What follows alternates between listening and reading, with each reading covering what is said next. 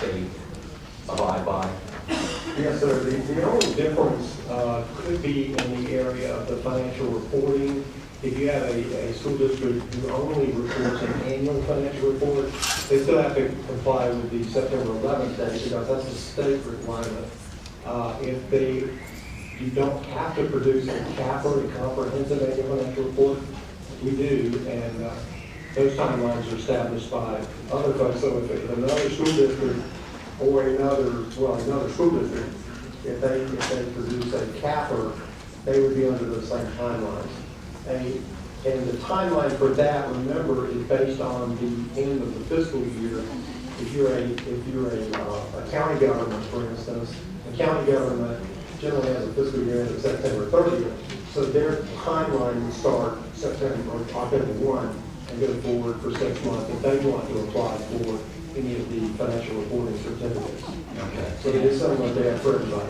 And I think it's important for the audience to confirm for me if this is right, Mr. Collins, that we begin this process typically in the spring with briefings by the revenue picture and revenue outlook. And then there was a previous board meeting in July where we took up the budget for the first time. So members of the audience, if it doesn't seem like there's a lot of questions on the budget, is because we've already gone through a detailed presentation and question and answer session on the And we budget. actually had 2 work sessions in June on the budget as well. 2 work sessions in June, and on top of that, there was a standing budget committee that works on this issue all year round, led by Ms. Cato.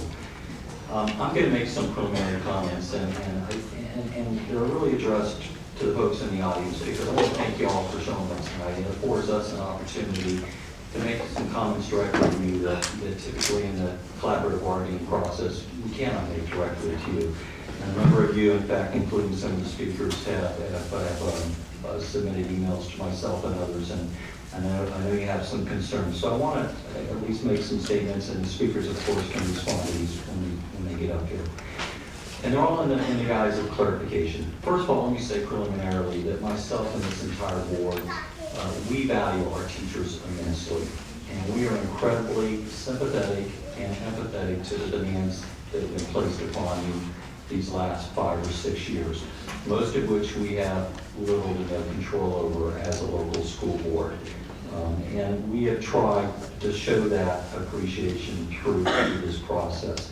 You need to understand that if our expenditures in any budget year exceed our revenue to any substantial extent, then we are required by the state of Florida as a constitutional entity and as a school board to have a balanced budget. And what that means is that if we over budget our expenditures in any given year, and there is a bit of projection that goes on in this, then midway through the year, we have to recapture that over expenditure. Now, in a school district, about 70% of our total operating budget are y'all, salaries and benefits. So if we exceed our revenue by any substantial extent, it's very, very important that you understand, and this has happened, not recent history, but this has happened in the history of school boards, especially some other school boards in this state, where then you have to make mid-year employee cuts because you certainly can't cut salary, so you have to cut people and you can't have to cut positions. And I think I speak for the entire board when I say that that is an unacceptable posture for us to be in. So we try very, very hard to be accurate in our projections as much as we can. Any excess revenue that we have at the end of the year is rolled over into the next year's budget. And you should know that that excess revenue, which this year was about $33 million, is included in the latest offer that was made through the collaborative bargaining process. So no excess revenue is held in some separate account or some separate fund built up to a great extent. That is rolled over to the next year. You should know that there's been a lot of talk about the $2,500 raise that the governor proposed for teachers across the state. And it's an admirable, laudable goal.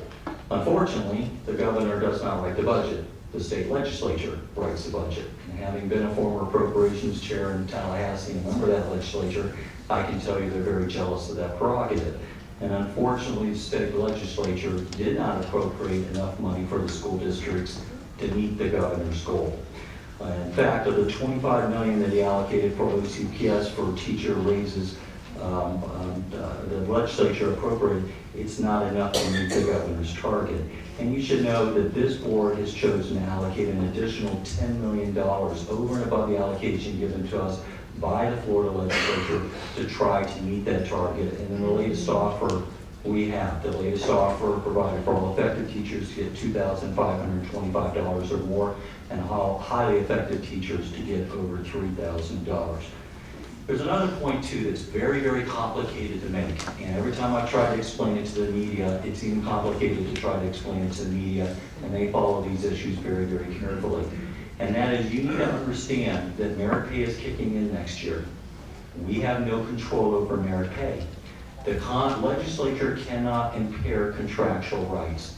And what that means in layman's terms, to take it out of legal speak, they cannot force a teacher in this audience who's currently on a professional services contract, or what the media likes to call tenure, which is a poor term because it's not tenure.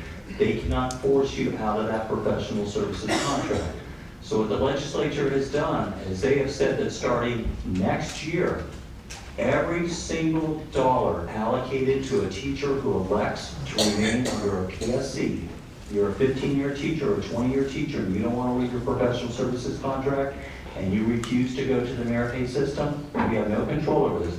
Every single dollar allocated to those teachers who remain under a PSC, you have to give a minimum of 50% more to every teacher who elects to go to merit pay and is rated effective. And you have to give a minimum of 75 to 100% more to every teacher who elects to go to the new merit pay system and is rated highly effective.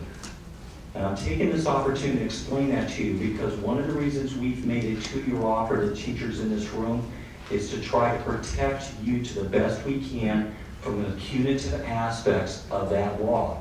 Because they cannot impair the contract obligations, and if you're on a 2-year contract and you're a PSC, at least for 1 year, you're protected under your PSC from the punitive or the penalty aspects of that law, which we have no control over starting in another year. The reserves. There's been a lot of questions about reserves.